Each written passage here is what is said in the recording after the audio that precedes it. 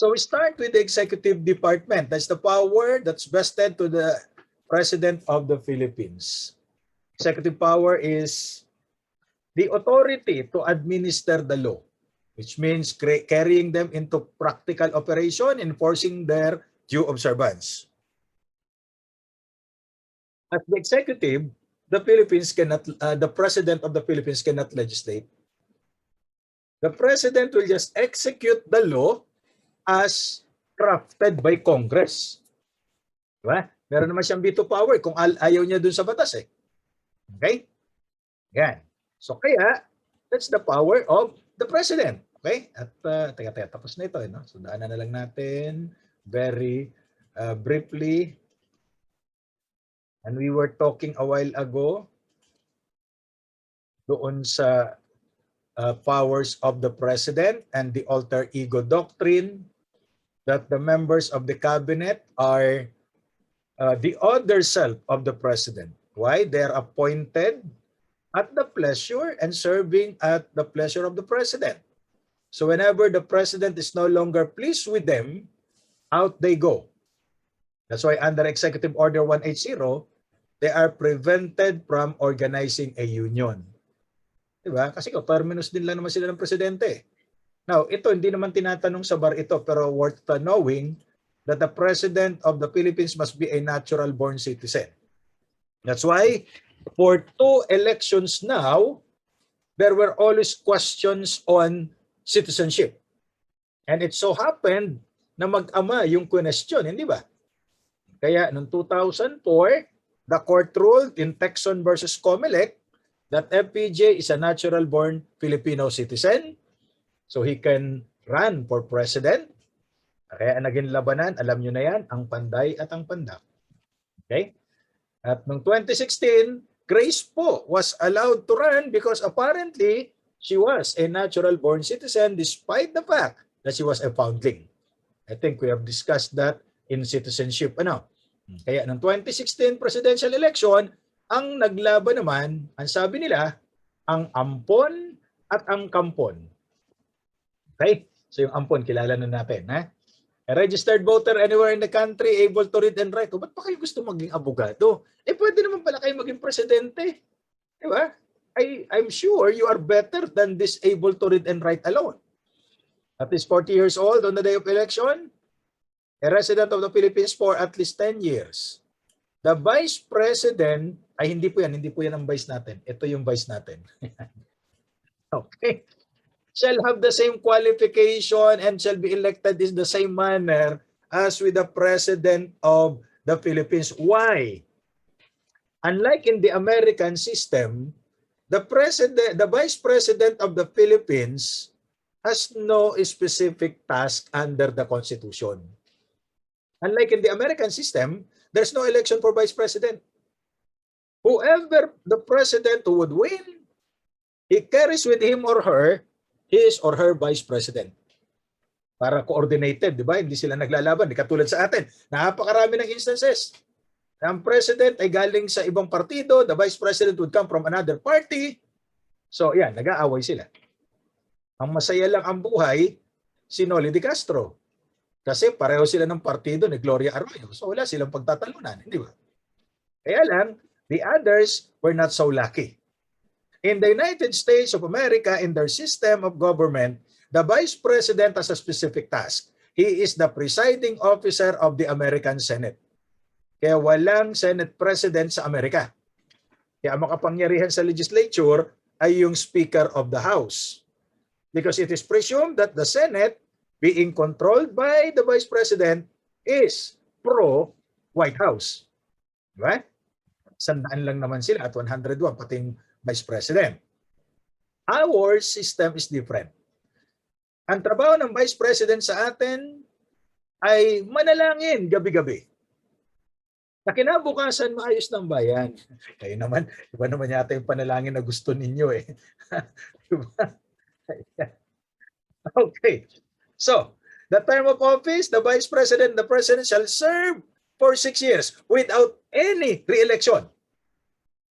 Okay. No Vice President shall serve for more than 2 consecutive terms. Okay? So pwedeng magpa-re-elect as Vice President uli yung Vice President, but that would be the last. Now, is there a provision in our Constitution preventing a former president from running as Vice President? Okay? Literally, there is none. You cannot find any provision in our Constitution saying that President Duterte cannot run as Vice President after his term as President has ended. Eh kung yun ang trip niya, wala tayong magagawa, walang basagan ng trip. But that is if you look at the letter that kills, not at the spirit that gives life. Quoting from St. Paul, ano? The spirit is that no other person, no one, is allowed to be president twice. Parang Korean yun, twice, ano? Pero ang gusto ko yung Blackpink. Bakit? May ice cream eh. And I will not give you permission to dance, ha? Hindi ako army. Okay. Ngayon, ang intent ng mga framers of the Constitution is to prevent someone from being president twice already. So, pagka presidente at tumakbong vice, again, he is one step away from the presidency. That defeats the purpose of this term of office. Eh sabi niyo, masyado naman kayong nega. Hindi naman sigurado na yung presidente ay mamamatay, may impeach. Di ba? Or madi-disqualify o magre-resign. Who knows? You can never tell what happens in the future. Meron ba nakapag-predict na magkakaroon ng COVID? Wala. Meron ba makakapag-predict na in the past na tayo ay mag-withdraw from the International Criminal Court? Wala. Di ba? So anything can happen. So based on the spirit of the law, probably he should be prohibited from running. Which I believe, hindi na naman siya tatakbo kasi si Bongo na ang tatakbo na Vice President. Kaya lang, tentative pa raw yung presidente, si Bato. No? Bakit lumabas si Bato? Kasi lumabas na rin si Darna. Kailangan na ng Bato. Liwanag. Any question as regards presidency or vice presidency, you have the Presidential Electoral Tribunal. It is composed of the Supreme Court and Bank. Marami ng ganyan. Legarda versus De Castro, pero ito yung matunog eh. Poe versus Arroyo. Diba? Ang problema dito ni Ronald Alan po o ni Fernando po, namatay siya eh. Before the decision was rendered. Therefore, the court has no recourse but to dismiss the petition. Okay? Against Gloria Arroyo. Napakaswerte ng aling ito, no? Why? Hindi na desisyon nun eh. Sabi ni Susan Roses, you have stolen the presidency. Not once, but twice. Na naman, di ba Korean nga talaga? Bakit? Eh kinuha niya raw, inagaw niya raw ito kay ERAP eh. Kasi yung GMA daw, sabi ng kampo ni ERAP, GMA, gusto maupo agad. Okay? Oh. Eh nung kay Fernando po Jr., nag-Hello Garci. Alam ng buong sambayanan niya. Kaya lang wala namang umadmit na si Garci nga siya at siya si Ma'am. Di ba? So hindi naging presidente si Fernando po Jr. Eh magsasubstitute sana si Susan Roses. Ang sabi ng Korte Suprema, you are not allowed to substitute on behalf of your husband. Why? Assuming, for the sake of argument, the Protestant, pero alam ko, Katoliko ito si Fernando po Jr., bakit Protestant? He was the one who filed the protest. Kaya Protestant siya. Okay? Won in the election. Oh, will Susan Roses be able to occupy the position of the president? Hindi pwede. Yes, she is not a proper party. Kasi she will not benefit if ever Arroyo is declared to be disqualified because of the protest. Kaya hindi naman siya makaka-oppose Susan Roses. Eh, absolute community of, hindi pa absolute community of property yata nung panahon na kinasal sila eh. Conjugal partnership of gains pa. But just the same, she cannot substitute on behalf of her husband who died. Kaya, moot in academic. Ano? And then the president will take an oath, and violation of that oath is a ground for impeachment. Why is it called oath or affirmation? Lagi kong tinatanong sa mga estudyante kaya napakasimple lang ang sagot dyan. You take an oath if you believe in God or any divine being. But you affirm if you do not believe in God or any divine being. Okay? Now, there is also a provision for acting president. Sabi ni Erap, Gloria Arroyo was overacting president. Okay. Sabi ni Erap? Sabi ni Erap, ano? If the president-elect fails to qualify, the vice president-elect shall act as president until the president-elect shall have qualified for whatever reason na disqualify siya. If a president shall not have been chosen, the vice president-elect shall act as president until the president has been chosen and qualified. Now, if at the beginning of the term of the president-elect shall have died or shall have become permanently disabled, the vice president-elect shall become president. So ito yung sinasabi natin, kaya hindi pwedeng payagan ang former president to run as vice president. Kasi one step away na naman siya from the presidency. O tingnan nyo ito, siya magiging president na naman. Ay, hindi po pwede. No. Where no president and vice president shall have been chosen or shall have qualified or where both shall have died. Naku, sabay sila, no? Or permanently disabled. The president of the Senate shall act as president. Ay wala yung Senate president. Ay the Speaker of the House shall act as president until a president or a vice president shall have been chosen and qualified. Okay? So yan yung ating tinatawag na acting president position. Now you have presidential succession. And that is the important role of the Vice President of the Republic of the Philippines. Kasi wala talaga siyang trabaho eh. Buti nga, yung Vice President natin ngayon ay maraming ginagawa. Kahit na maraming pumipintas, tuloy lang siya sa trabaho. In case of death, permanent disability, removal from office or resignation, yung removal from office, ito yung impeachment of the President, the Vice President shall become the President to serve the unexpired term. Now, in case of death, permanent disability, removal from office, resignation of both the President, the Vice President, or in case of the Senate President shall take over, ano? Or in case of his incapacity or inability, the Speaker of the House of Representatives shall then act as President, same rule. Okay? Now, in the case of Erap, the Supreme Court said he has resigned. Sabi ni Erap, teka, wala naman ako sinabit na resignation letter. Di mo ako marunong gumawa niyan. But according to the court, using the totality test, petitioner Erap has resigned as president. Eh, wala naman siya sinabit na resignation letter. Eh, yun daw press release niya. Nung bago siya umalis ng Malacanang, nagbigay siya ng statement sa press. Napagod na siya at gusto niya na magkaroon ng healing. Marami pala siyang hinihiling. That was his valedictory. Sabi ni Erap, teka, hindi nga ako na honorable mention, valedictorian pa. Pambira naman. His presidency is now in the past tense. Grabe, hindi man lang future perfect o kaya present. Past tense na talaga. Huh? In fine, even if petitioner, si Erap can prove that he did not resign kasi wala siya sinabit na resignation letter. He left Malacanang. Okay? And he is a president on leave on the ground that is merely unable to govern temporarily. Yun ang teorya ni Erap eh. Na siya ay siya ay president on leave and Gloria Arroyo is acting president. In fact, sabi niya overacting. That claim has been laid to rest by Congress and the decision that Arroyo is the de jure.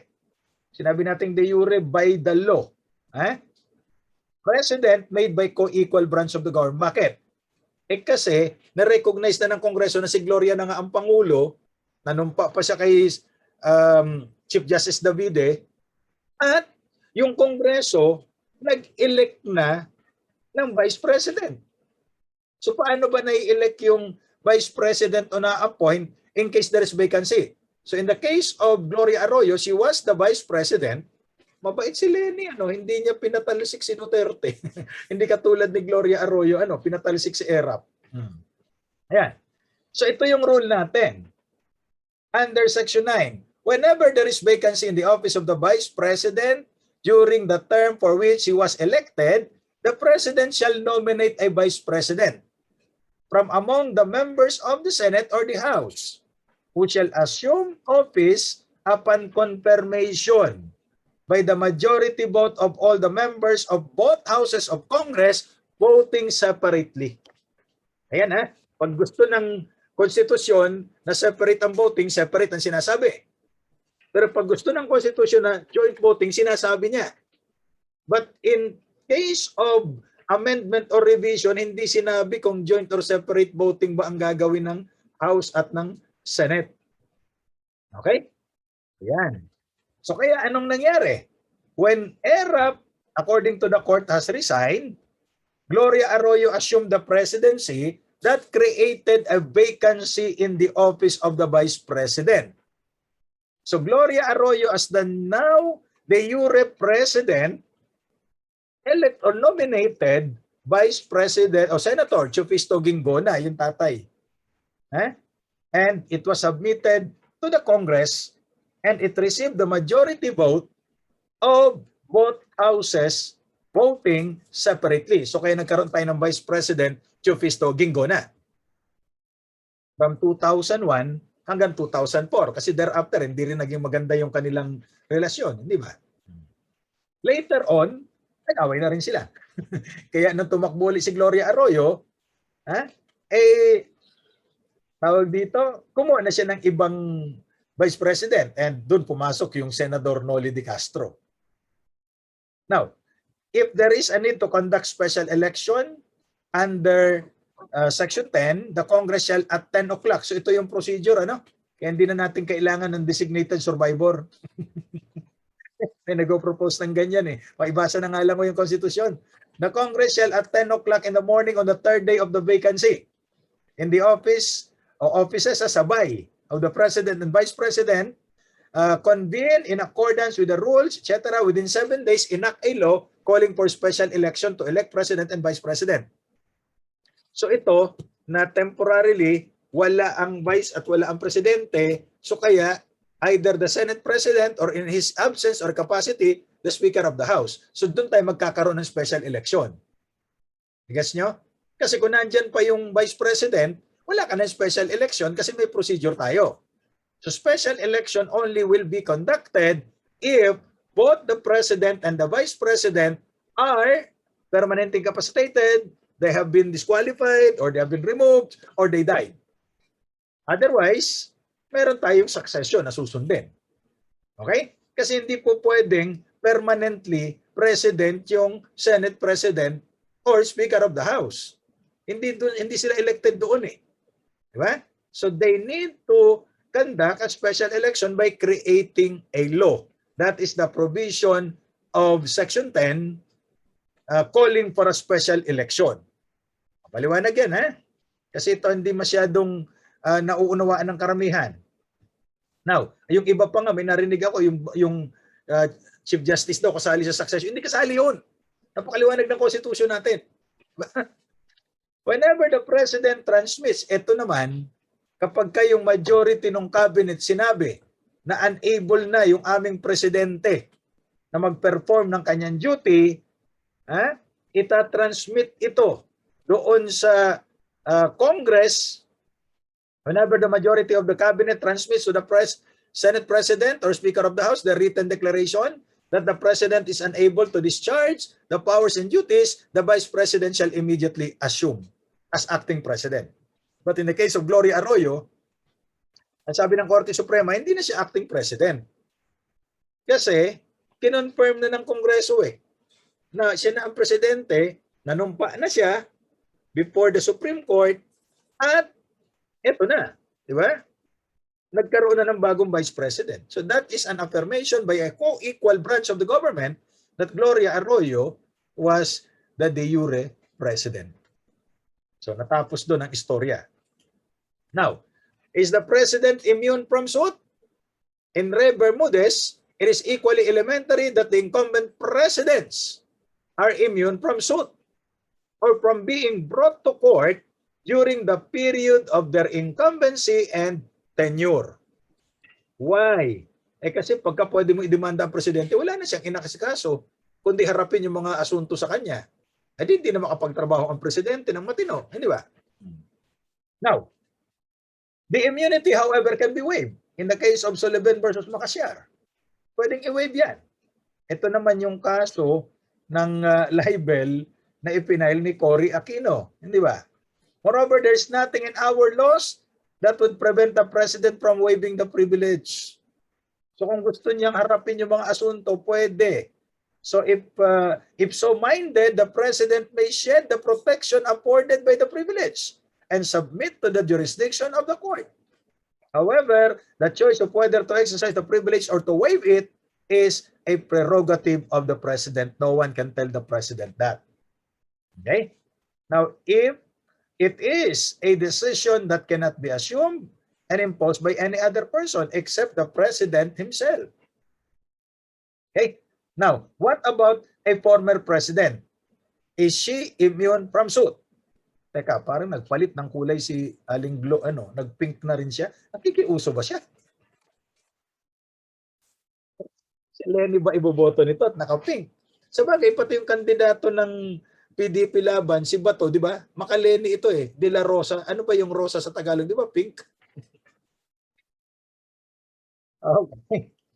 So, the court also stresses the rule that presidential immunity from suits exists only in concurrence with the president's incumbency. So it goes to show na ang former president ay walang immunity from suit. Okay? Conversely, this presidential privilege of immunity cannot be invoked by non-sitting president. Okay? Even for acts committed during his or her tenure. Sabi ni Gloria Arroyo, teka muna, nung ginawa ko itong mga violation na ito, I was the president. Ididemanda niyo ako after my presidency? Wala na ba ako immunity? Wala na. Bakit? Hindi ka na presidente eh. O kahit pa nagawa mo yung mga kalukuhan yan, no, ikaw ay president, wala ka immunity. At kapag ka may mga comments, ang sabi ng korte, wag balat sibuyas. Well, as early as 1918, US versus Felipe Bustos. Bakit US? Kasi nung panahon yan, kolonya pa tayo ng Amerika. So yung mga desisyon ng ating Korte Suprema ay pwedeng i-review sa Amerika at hindi Republic of the Philippines, kundi United States versus. Diba? So men in public life may suffer from a hostile and unjust accusation. The wound can be assuaged with the palm of clear conscience. Kahit ano yung mga accusation sa iyo, kung malinis ang konsensya mo, okay lang. Diba? Sabi ng presidente, magrespetuhan. Hey, look who's talking. Anyway, a public officer must not be too thin-skinned with reference to comments upon his official acts. Only thus can the intelligence and the dignity of the individual be exalted. Kung nasa gobyerno ka, wag balat sibuyas. Diba? Kung ayaw mo na pinupuna ang mga aksyon mo, whether in public or private life, ay huwag kang magpolitiko. Kasi balat sibuyas ka pala. Diba? At yun namang mga nagko-comment, meron tinatawag na doctrine of fair comment. Remember that case of Borjal versus Court of Appeals? That a fair comment, sabi daw ni Bato, who are you to judge my intention to run as president? Wala naman nagja-judge. Ayaw lang namin kumuha ng bato na ipupukpok sa ulo namin. Hirap-hirap yan. Okay. So, to reiterate, fair commentaries on matters of public interest are privileged. Therefore, you cannot be sued for libel at ito ang depensa ng mga journalists, the doctrine of fair comment. Okay? Take note of that. That means that while in general, every discreditable imputation publicly made is deemed false because every man is presumed innocent until his guilt is judicially proven, and every false imputation is deemed malicious, therefore libelous. Nevertheless, when the discreditable imputation is directed against a public person in his public capacity, it is not necessarily actionable. So it's not libelous. Kung public person in his public capacity. Sabi mo, yung mayor namin tamad. Oh, sino ba ang kinokomentohan mo? Public person yan eh.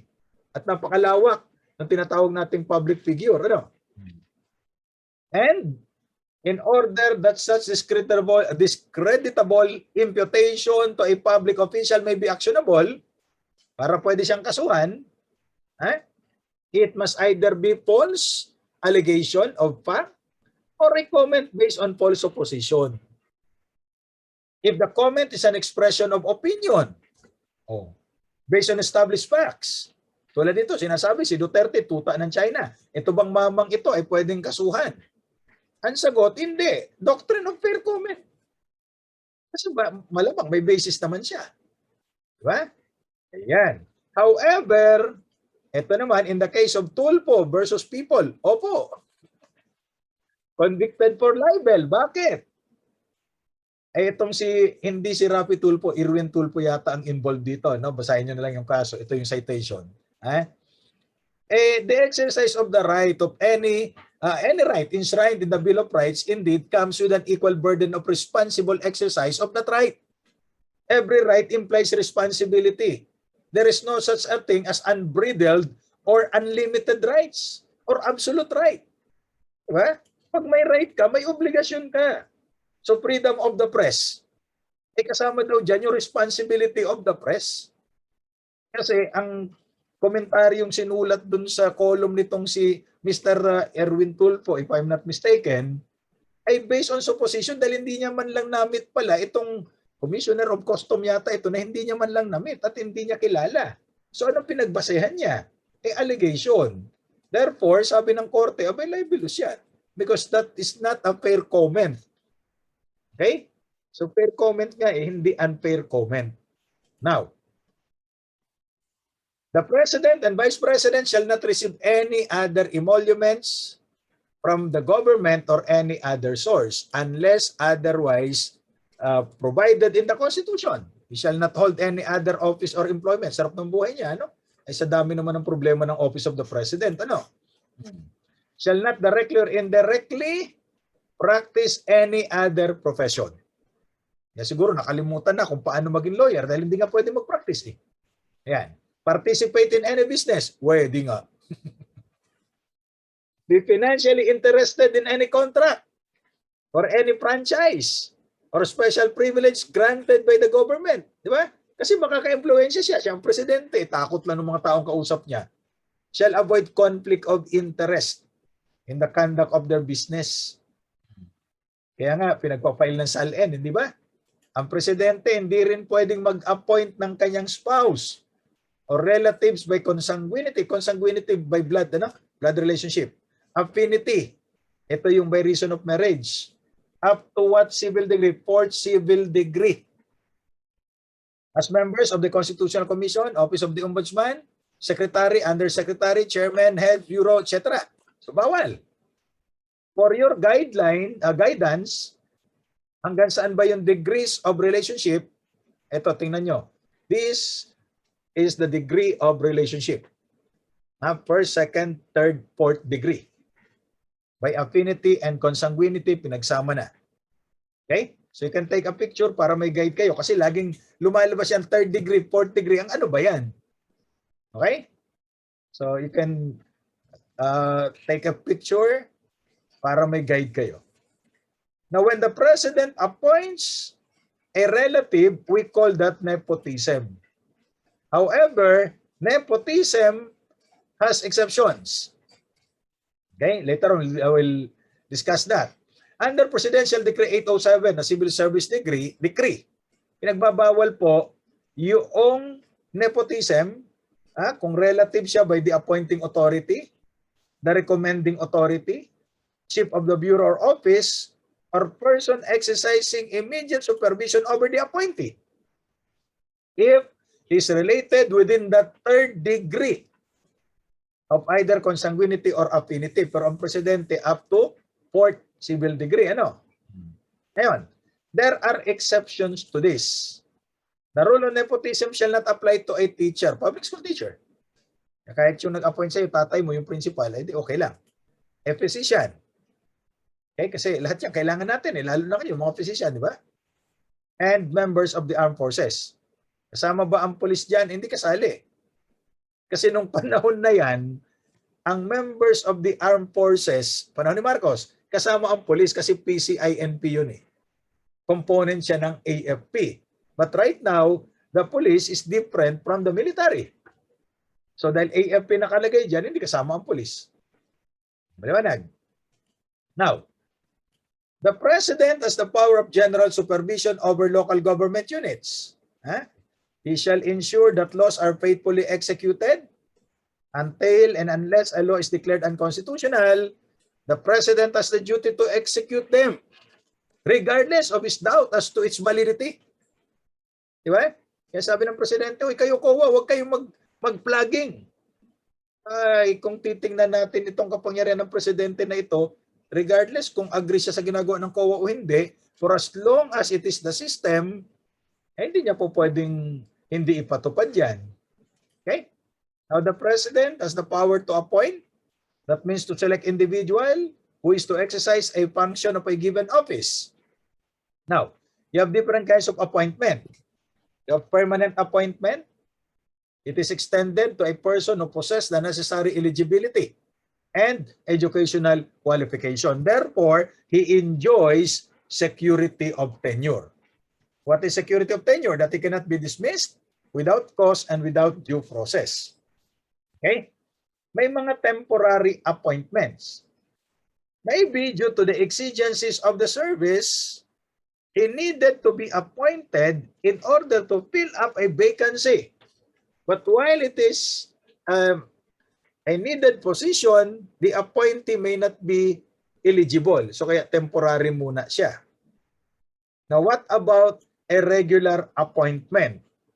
It is made by the President while Congress is in session and it takes effect only after confirmation.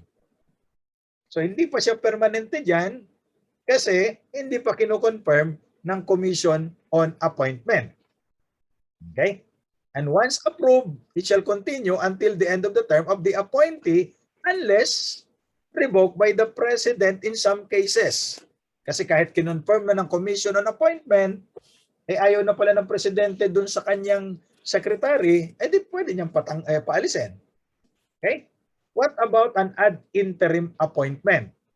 It is made while Congress is not in session.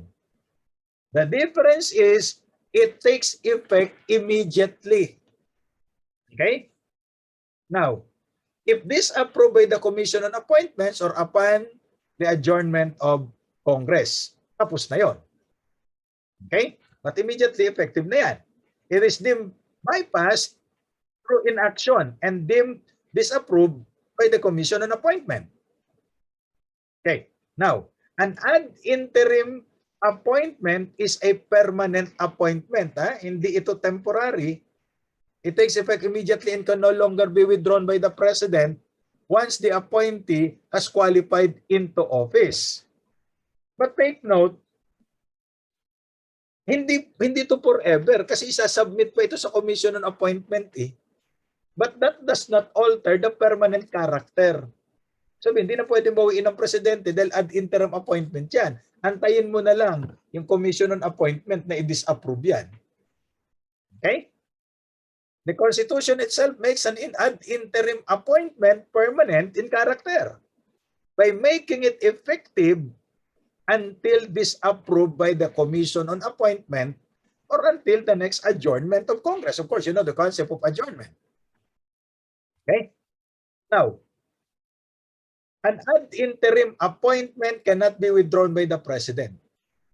Still, we are still in that case of Matibag versus Benipayo.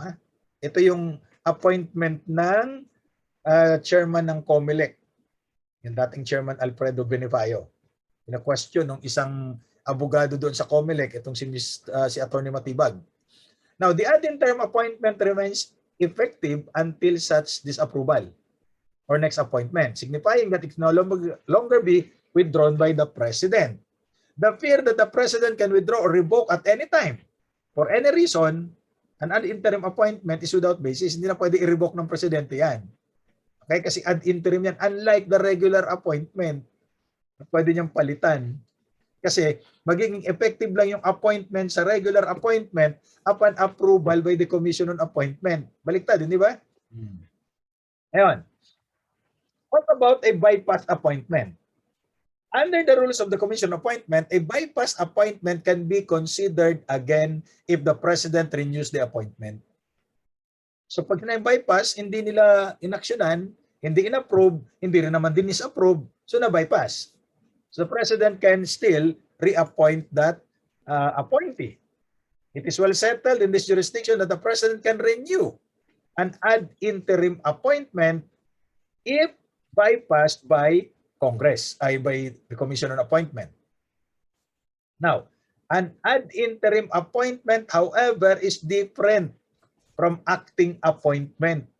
Kasi nung panahon ni Gloria Arroyo, ayaw niyang isubmit sa Commission on Appointment yung mga appointees niya, baka ma-reject, ginawa niya mga acting appointments. Okay? So an ad interim appointment must be distinguished from appointments in acting capacity. But both of them are effective upon acceptance. But ad interim appointments are extended only during recess of Congress. Whereas acting appointments may be extended at any time if there is a vacancy in any position. Now, an ad interim appointments are submitted to the Commission on Appointment for confirmation or rejection. An acting appointment are not submitted to the Commission on Appointment. So yun ang kaibahan niyan. Therefore, acting appointments is a way of circumventing the law. Di ba? Acting ka na forever para hindi na isubmit sa CA. Kasi baka pag isinubmit sa CA, ma-disapprove. You get the point? O panahon niya ni Gloria Arroyo. Kaya nag-file ang kaso itong si Senator Nene Pimentel, ang tatay ni Coco, diba? Para questionin. O kaya lang, sabi nga ng korte, baka subject yan to abuse. So submit mo na. Now, who are the officials that are subject to the confirmation of the Commission Appointments? Under Section 16 of Article 7, the heads of the Executive Department, ambassadors and other public ministers and consuls, officers of the AFP from the rank of colonel or naval captain. Sa Navy, iba ang ranggo nila. Yung kanilang admiral, general yon. Sa Army at saka sa Air Force, although yung Marines, contingent yang ng Navy, pero ang ranggo ng mga Marines katulad nun sa Army at sa Air Force. Okay? Kaya nung nagkudita si LTSG, ang nakalagay, ano? Kaya yung mga announcer dati, Lieutenant, ano ba yun? Lieutenant Sergeant, LTSG. Mali. Lieutenant Senior Grade. Yun yung kapitan katumba sa Army. Kasi yung Naval Captain, ang ranggong iyang Naval Captain, Colonel yan sa Army at saka sa Air Force. Yun ang equivalency niyan. So dapat yan isubmit sa Commission on Appointment. Other ministers or appointments are vested in him by the Constitution. Now, tanong, yung bang PNP chief ay kailangan isubmit sa confirmation ng Commission on Appointments? The answer is no. Okay? There is no provision in the Constitution, as in the case of Panalo versus Istosa, na yung mga Director General ng PNP ay kailangan isubmit sa Commission on Appointment. Hindi. Okay? Bawal yan. Ngayon, prior nomination by the Judicial and Bar Council, siyempre, yung members of the Supreme Court and all other lower courts, yung ombudsman at saka yung 5 deputies ng ombudsman. So kung walang nomination ang JBC, the President cannot appoint them. Okay? Paliwanag yan. And what about the concept of midnight appointment? Those which are made under Section 15 of Article 7, those made by the President or acting President 2 months immediately before the next presidential election up to the end of his term. Except those appointments to executive positions when continued vacancy therein will prejudice public service or endanger public safety. So, during the time of President Ramos, nag-appoint siya ng mga judges. The appointments of Judges Valenzuela and Vallarta on March 30, 1998, transmitted to the Office of the Chief Justice May 14, 1998, was made during the period of the ban. Kasi, election na yan, May 14, 1998, March 30, di ba? 2 months before until the end of the term. 2 months before the election. Kailan bang election? May. So, March pa lang, bawal na mag-appoint until the end of the term. Nag-appoint si President Ramos ng mga judges. Ang sabi ng Korte Suprema, bawal yan. They come within the operation of the first prohibition relating to appointments which are considered to be for the purpose of vote buying or influencing the election. Kaya nga, bawal yung mga movements bago mag-election, di ba? Ngayon, sabi ng Korte, while filling the vacancies in the judiciary is undoubtedly the public interest, there is no showing in this case of any compelling reason to justify. Election ban na huwag ka mag-justify. Huwag ka na mag-appoint. So, bawal yan. And that has changed in the case of Chief Justice Corona. I'll provide you with a timeline para ma-appreciate ninyo. No? So, February 2010 pa lamang, kailan mag-i-election? May 9 or May 10, 2010. Something like that. Second Monday of May. Nagkaroon na ng search ang JBC. That search was questioned by Attorney Arturo De Castro, member of the bar. Bakit? Bakit kayo mag-search for Chief Justice? Hindi pa nagre-retiro si Chief Justice Puno. Okay? Kasi gusto yata mag-appoint na kaagad para ihabol doon sa election ban. Kasi ang ban, March magsisimula Kasi election na ng May 2010. So, presidential election, May 10, 2010. Okay? Arroyo's term would end June 30, 2010. Maliwanag yan. Justice Puno, the Chief Justice at the time, will retire on May 17, 7 days after the election. Arroyo appointed Chief Justice Corona on May 12, 2010, 2 days after the retirement of Justice Puno. Okay? Pero nag-search na sila February pa. So, question ito ni Atty. De Castro. Kasi nga, it is within the election ban. You see the timeline? Diba? So, within the election ban. 2 months before the next election, ano dapat yan? March 10, hindi ka na pwede mag-appoint. Until the end of the term, June 30. Bawal mag-appoint. Nag-appoint siya May 12. Hindi pa nga nagre-retire si Justice Puno nung in-appoint siya Kawawa naman ito si Justice Puno, parang pinapalayas mo na, hindi pa nga natatapos yung term. Di sana pinag-retire niya na lang ng maaga. Tulad ni Justice Peralta, di ba maaga siya nag-retire?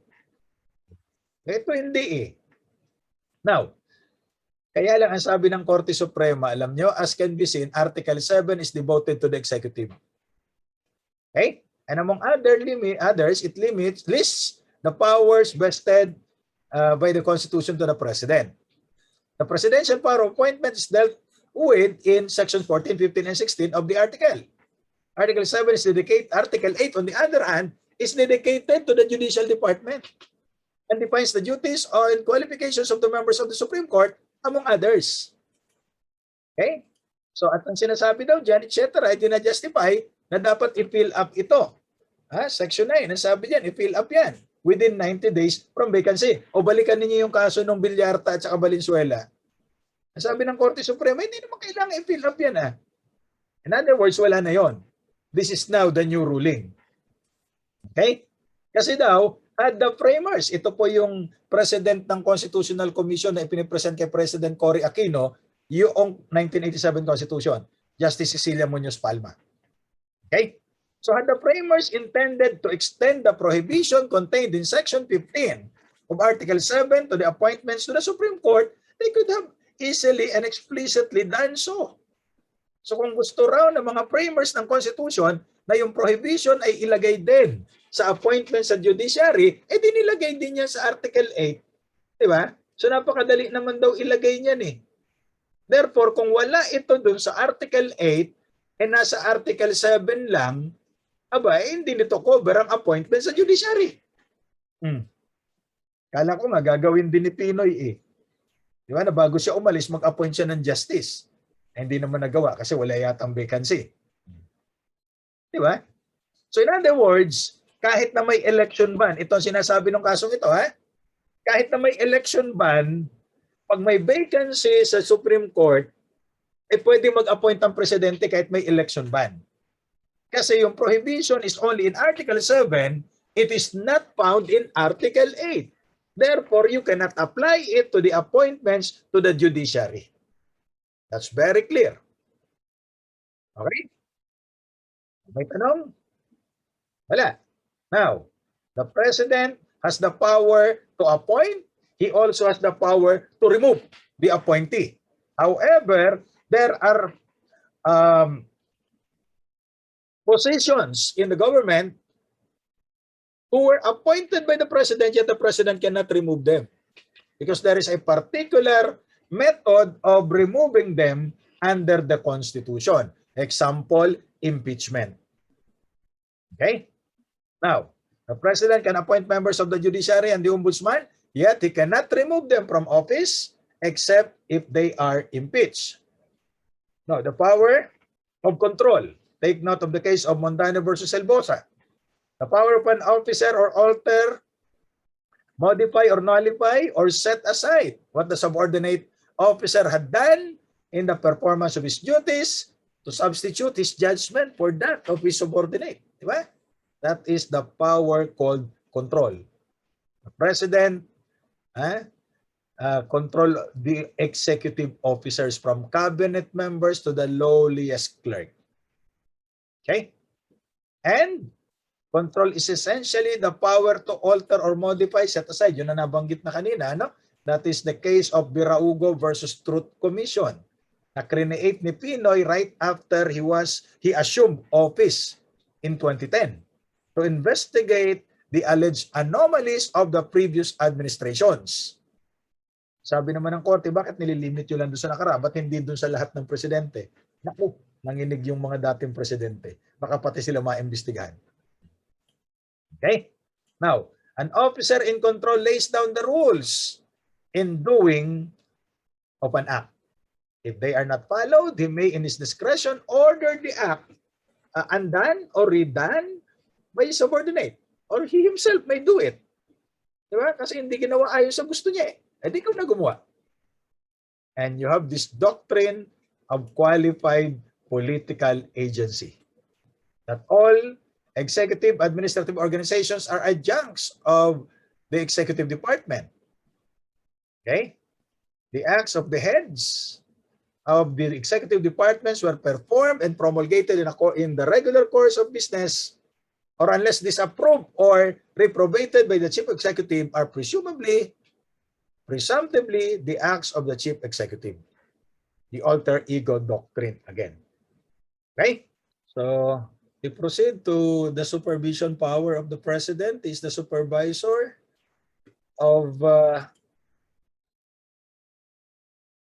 the supervisor or superintendent merely sees to it that the rules are followed. He cannot lay down those rules because those rules are already there.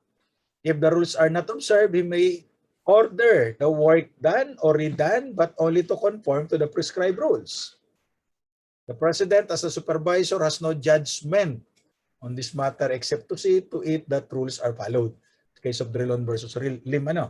Now, he has the power over LGU, but it is only supervision, not control. The case of Pimentel versus Aguirre. Such power enables him to see to it that LGUs and their officials execute the task in accordance with the law. And therefore, meron tayong batas dyan, yung local government code.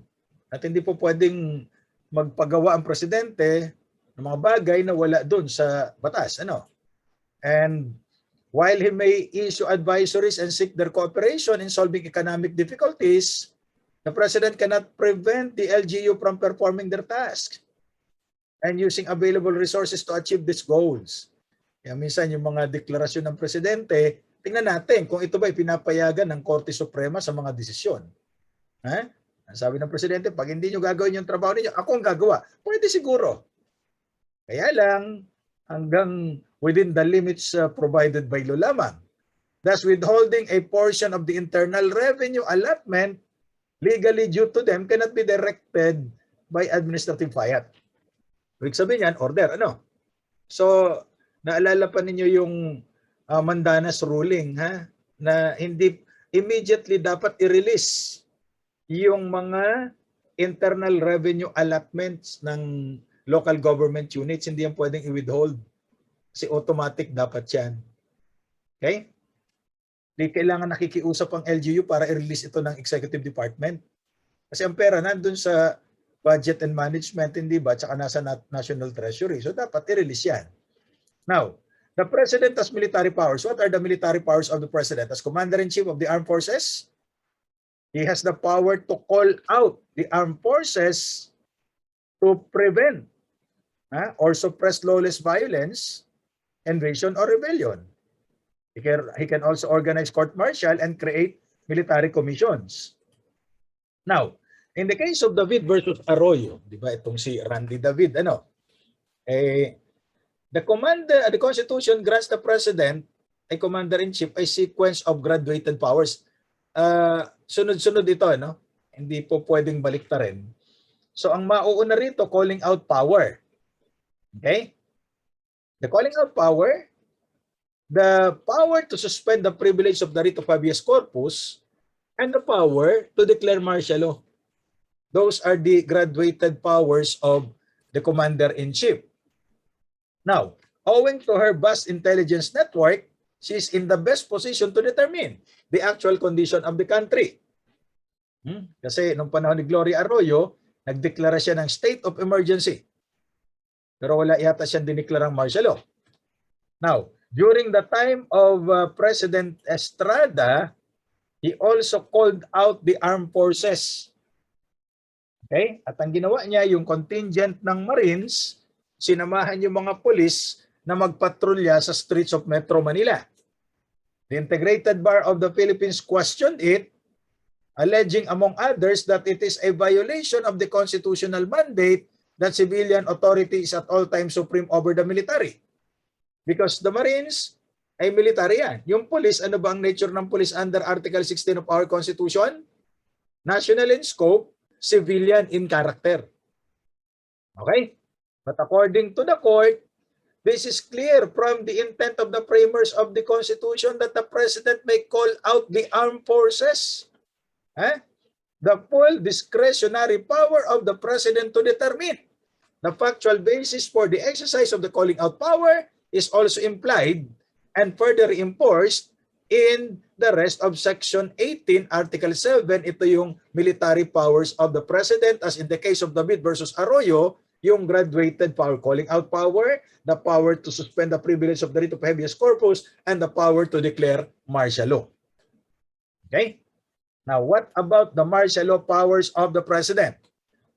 It may serve as well if we will first determine the difference between martial law powers exercised by Marcos, the father. Kasi hindi naman daw pwedeng ibintang or pagdusahan ng anak yung kasalanan ng ama. I agree. Pero hindi rin dapat i-assume ng anak yung achievements ng ama. Di ba? Ayaw mo doon sa kasalanan ng tatay mo, di wag mo rin i-assume yung achievement ng tatay mo. Be your own man. Okay? So what sa panahon ni Marcos, ang kanyang pinagbasehan ay 1935 Constitution. And in the 1935 Constitution, there were no such limitations as to the power of the President to declare martial law. That's why Marcos declared martial law in 1972, lifted martial law in 1980 in Metro Manila, 1984 pa yata sa bandang Mindanao. So ang tagal ngayon, under the present Constitution, Article 7, Section 18, there are grounds, no? Invasion or rebellion. These are exclusive grounds. Even if there is invasion or there is rebellion already, there must be determination that the public safety requires it. Unlike the declaration of Marcos under the 1935 Constitution, it shall not be more than 60 days. Okay? After which, it shall be lifted unless extended by Congress. And unlike Marcos, who did not report to Congress but rather closed down Congress, under the 1987 Constitution, the President within 48 hours must report to Congress in writing or personally that he declared martial law. Okay? Now, Congress may revoke or extend the effectivity of the proclamation by majority vote of all its members voting jointly. Okay? So sinabi ng Konstitusyon, joint voting tayo pag martial law. Simple majority lang naman ang kailangan dyan. Now, the Supreme Court may inquire into the sufficiency of the factual basis for such action. Okay? Any taxpayer may file a verified petition, any citizen for that matter. And the court must have to decide within 30 days. Bakit? 60 days lang yung effectivity. Okay? Now, the proclamation of the martial law does not affect the right to bail. So yung mga tao, dahil, for example, sinuspende yung privilege of the writ of habeas corpus, ay pwede sila mag-post ng bail. That is to prevent another Marcosian regime na kung saan sinuspende ang privilege of the writ of habeas corpus, pero hindi ka rin pwede mag-post ng bail. Hindi ang dami nakakulong na walang charges. Why? Eh wala silang paraan to obtain temporary liberty. And remember, the suspension of the privilege of writ habeas corpus applies only to person facing charges of rebellion, not to any other common crime or offenses inherent in or directly connected with invasion. Mga tumulong sa China para invade tayo, no? Now, persons arrested must be charged within 3 days. If not, must be released. Tingnan nyo ang higpit na yan, ano? Kumpara nyo dun sa anti-terrorism law. Okay? 14 days, pwede kang i-detain without charges. At pwede pang extend for another 10 days. Grabe naman tagal nun. And the proclamation does not supersede civilian authority. Kahit na nag-martial law ka, civilian authority pa rin ang masusunod, hindi ang militar. Now, in the case of Lagman versus Medialdea, Congress has the prerogative to extend the martial law and the suspension of the privilege of the writ of habeas corpus, as the Constitution does not limit the period for which it can extend the same. Remember, the original period of martial law is 60 days. President Duterte declared martial law in Marawi. It was affirmed by Congress. After 60 days, it was extended for 1 year. So, sabi ni Congressman Lagman, mas mahaba pa yung extension kaysa dun sa original period. So, again, he brought the matter to the attention of the court. Ito na yung second case, Lagman versus Medialdea. May nauna pa dyan. Ngayon, ang sabi ng korte, wala naman sinabing limitation ng extension sa Constitution. So, only the President may determine. Kasi marami siyang available resources para malaman kung dapat pa bang i-extend o hindi. Yung naunang kaso dito, in-affirm na legal yung deklarasyon ni Duterte ng martial law kasi meron naman talagang rebellion sa Marawi. So, constitutional. Now, when it was extended beyond 60 days, at almost 1 year or more than 1 year pa, Congressman Lagman went again to the Supreme Court and questioned it. But according to the court, napagdesisyonan na yan di ba? The suspension, the extension should be upon the President initiative. O di si Presidente nag-extend It should be grounded on the persistence of the invasion. Hindi pa tapos yung rebellion sa Marawi. And public safety demands it. And it is subject to the court's review. So nireview naman. Di ba? So all in all, legal. Yung martial law declaration ni Duterte at yung extension more than 60 days. So it is now jurisprudence that the extension has no limit for as long as it is determined by the President and approves by Congress by a majority vote. Okay? Of all the members voting jointly. Wala namang ilan lang naman yung tumanggi sa martial law na dineklara ni Duterte, including the extension. Hindi ba? Ito legal, sabi ng korte. Now, the President also has pardoning power. Okay? But discretionary power yan. It may not be controlled by legislature unless may constitutional violation. But we are talking of pardon and not amnesty, di ba? So pardon is an act of grace that exempts an individual to whom it is bestowed from punishment. So hindi ka napaparusahan. Hindi ka ng pardon eh. Dalawa ang uri ng pardon. One, yung absolute or plenary, meaning walang kondisyon. And the other one is conditional. And the court said the pardon granted by Arroyo to Estrada was an absolute pardon. That's why he was able to run as mayor of Manila. Diba? Kasi na-repair na raw yung kanyang tuhod so he can run. Kasi iba tumatakbo pero hindi naman nakakalakad. Ano? Pero siya, nakakalakad siya. Now, what are the limitations on pardon? It cannot be granted in cases of impeachment. Pardon cannot be granted in violation of election laws without favorable recommendation of COMELEC. So kung may favorable recommendation naman ng COMELEC, pwedeng ipardon ng presidente. Pardon can only be granted after conviction by final judgment. Meaning, hindi ka na mag-a-appeal. Kasi kung mag-a-appeal ka pa, hindi pa final yung judgment. So hindi ka pa mabigyan ng pardon. That's why if you can remember, Erap did not appeal the decision of Sandigan Bayan convicting him for plunder because yung pala, bibigyan naman siya ng pardon. Hindi ganun din, di ba? Okay. Now, cannot be granted in cases of legislative or civil contempt except amnesty. Oh, ang sabi ni Presidente Duterte, pag isinite kayo in contempt ng Kongreso, sagot ko kayo. He cannot grant pardon kapag ka legislative contempt. Dapat yan. Alam niya ng mga abogado, no? Oh. Cannot absolve civil liability of the convicted person and cannot restore public office. Why? In the case of COA versus Garcia, the very essence of pardon is forgiveness. Pinatawad ka, may kasalanan ka, kaya ka pinatawad. And not forgetfulness. Forgive, but do not forget. Diba?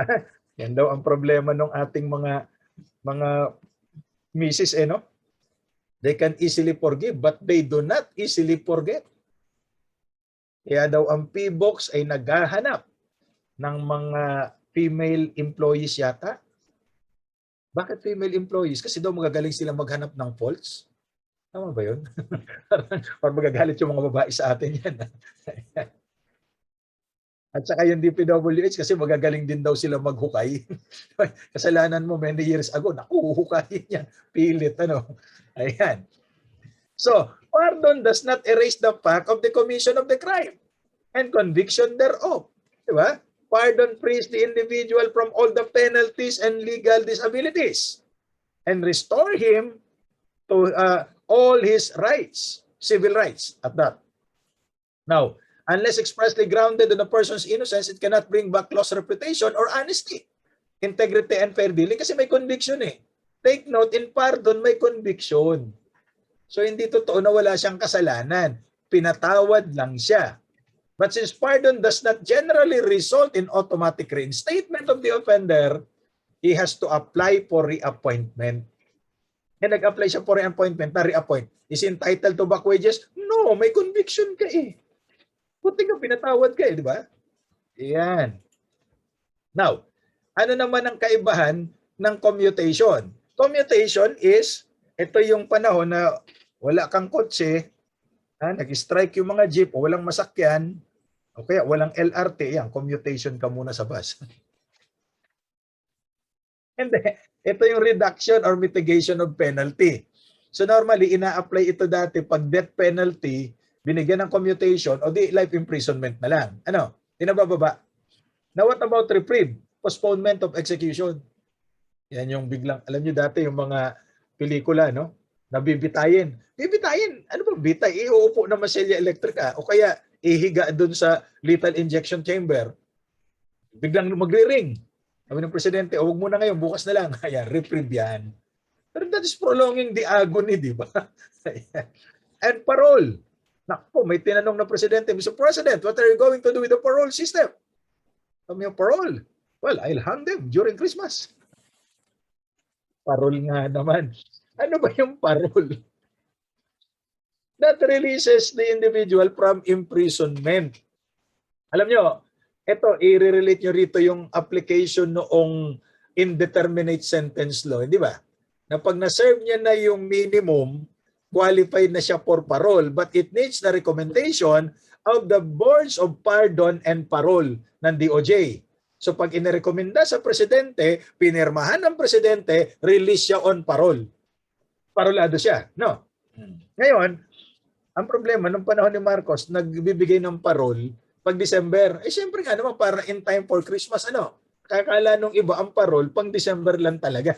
Diba? Kasi Christmas eh. Diba may parole? Eh, may ipo sa dulo. Okay, what about amnesty? From the Greek word amnestia, forgetfulness or passing over. An act of grace concurred in by the legislature. Kailangan dito ng approval ng legislature. Now, ang amnesty ba ay nababawi? Kasi binawi yung amnesty na binigay ni Pinoy kina Trillanes. Ay actually, kay Trillanes lang. Sino nagbawi? Si Presidente Duterte. Kaya sabi ni Antonio Trillanes, amnesty is such a lonely word. Okay? Bakit? Nababawi pala yan. Now, amnesty is a pardon, sabi ni Black's Law Dictionary, pardon extended by the government to a group or class of people. So hindi ito binibigay sa individual. Kaya ang tanong dito, kung binawi kay Trillanes, hindi ba dapat bawiin din sa lahat? Or ang question, talaga bang pwedeng bawiin ito ng next president? Otherwise, kawawa naman yung grantee ng amnesty, di ba? The act of a sovereign power officially forgiving certain classes of people who are but subject to trial pero wala pang conviction. Yan ang sabi ng Black's Law Dictionary. Now, what are the distinctions between amnesty and pardon? Amnesty is given to political offenders generally. Pardon is given to violators of ordinary offenders, violators of state laws. Amnesty is granted to class or classes of persons, not to individuals. So kaya yung ang tanong doon ni Trillanes, ba't binawi sa kanya lang? Ba't doon sa iba hindi? Marami silang binigyan ng amnesty ni Pinoy. Pardon is granted to individuals, no? And amnesty need not be accepted. O pardon must be accepted. So hindi mo tinanggap ang pardon, hindi makapil ka. Amnesty requires the concurrence of Congress under our Constitution. But pardon does not need the concurrence of Congress. Konsensya na lang yan ng Pangulo. Right? And then, amnesty is a public act. But pardon is a private act of the President not subject to review even by the court. Konsensya niya yan eh. Okay? Amnesty looks backward and puts the offense into oblivion. Kinakalimutan from the word amnesty, sabi natin. Pardon looks forward and relieves the pardonee of the consequences of the offense. Kaya kailangan ng conviction. In amnesty, there's no need for conviction as it can be given at any time. Okay? The President may borrow. Naku, yan ang gustong-gusto ng mga Pangulo no? Borrowing power. The President may contract guarantee foreign loans on behalf of the Republic. Kaya lang may concurrence ng Monetary Board under Section 20. Yan. The Monetary Board shall submit to Congress report on loans within 30 days from the end of every quarter. Okay? The President also has diplomatic power. That's the power to enter into a treaty. But under Section 21, it shall be concurred by at least 2/3 of all the members of the Senate. Walang kinalaman ang House of Representatives. Okay? Now, ang executive agreement ba ay subject to the concurrence of the Senate? Sa Gisag versus Ochoa, no.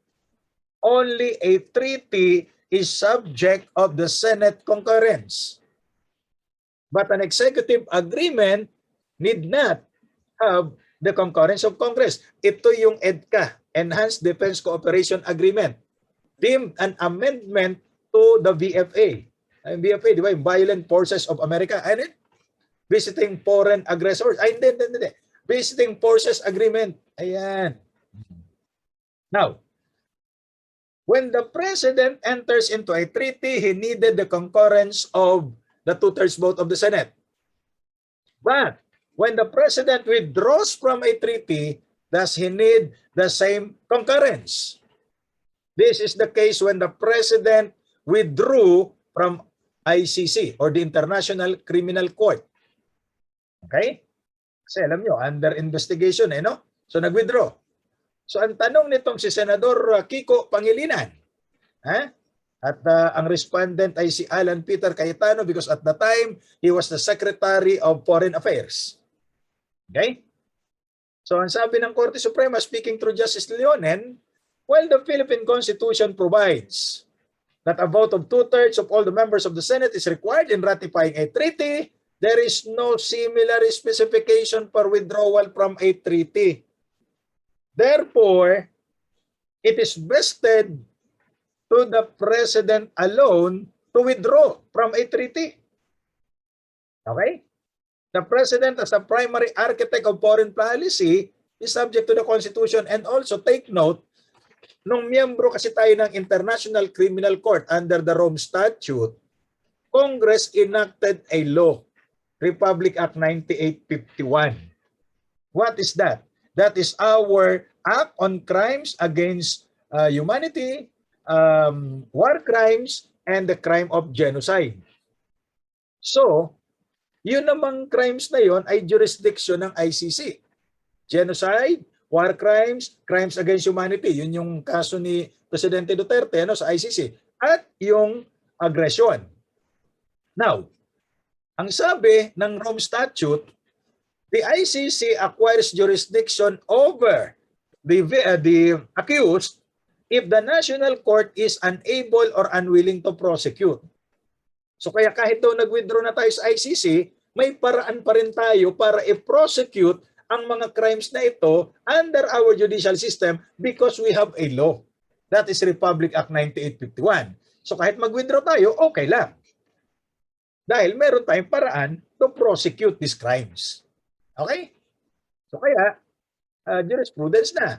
Kapag ang presidente gusto mag-withdraw, baka nga pati sa UN mag-withdraw, walang problema. Kasi sabi ng Korte Suprema, it is vested in the president alone. Congress has nothing to do with it. The Senate cannot question it. Okay? And the budgetary power. He has to submit to Congress within 30 days from the opening of a regular session, the budget. Diba? Kaya sabi ng Presidente, pag di nyo ako bigyan ng budget, di ko re-release yung pera. Parang nagkakagulo na. And the power of impoundment. Ano ba ito? It refers to the refusal of the President. For whatever reason, ayaw niya mag-release ng funds. Parang panahon ni Pinoy, di ba? Parang tipid na tipid. So it is the failure to spend or obligate budget authority of any type. May budget ka pero ayaw mong gastusin. Tawag yan kuripot. Okay? So in the case of Pelconsa versus Enriquez, ito yung dating budget secretary. The proponents insist that a faithful execution of the law requires the President to desist from implementing the law if doing so would prejudice public interest. An example is given when, through efficient and prudent management, substantial savings are made. So in such case, it is folly to expect the President to spend the entire amount budgeted by the law. Kasi nasa Presidente yan kung gagastusin niya o hindi. Now, in the case of Colayan versus Tan, there is a clear textual commitment under the Constitution to bestow on the President full discretionary power to call out the armed forces, to determine the necessity of the exercise of such power. So ito ngayon yung mga discretionary powers of the President. Okay? Now, in another case, appointment is an essentially discretionary power. So marami nagtatanong, bakit si Moca ang inappoint ng Presidente? Discretion ng Presidente yan eh. Diba? Lalo na kung yung posisyon, hindi kailangan ng confirmation ng Commission on Appointment. It is vested in the President alone.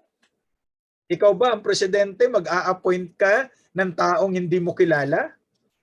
O much more, mag-a-appoint ka ba ng taong kaaway mo? Natural, hindi. Diba? Kaya lang, your discretion They must be what? Based on qualification naman. Now, whatever is not judicial, whatever is not legislative, that is a so-called residual power exercised by the President. As in the case of Marcos versus Manglapos. Ayaw pa uwiin nung panahon ni Cory yung bangkay ni Marcos. Di ba? Kasi daw baka magkagulo. So kaya nung mawala si Cory, saka lang nakabalik itong bangkay ni Marcos. Nung mawala si Pinoy, saka lang nailibing sa libingan ng mga bayani. Di ba? Hindi ka nagwawala yung mga bayani naman doon. Bagay, pag naging sundalo ka kasi pwede kang ilibing dyan. Kung naging presidente ka ng Pilipinas, pwede kang ilibing dyan. Naging presidente naman siya eh. Sabi lang si Marcos ay hindi bayani. Opo, hindi bayani si Marcos. Ferdinand siya, hindi siya bayani. Okay? Ngayon, informing power. Kailan to ginagawa ng presidente? Ginagawa ito ng presidente kapag ka-opening ng regular session ng Kongreso. At dito niya i-deliver ayon sa ating konstitusyon on the 4th Monday of July. Every year. I-deliver niya yung kanyang speech. Ang tawag dyan ay SONA. Statements of No Accomplishments. Ay, sorry. State of the Nation Address pala. Okay.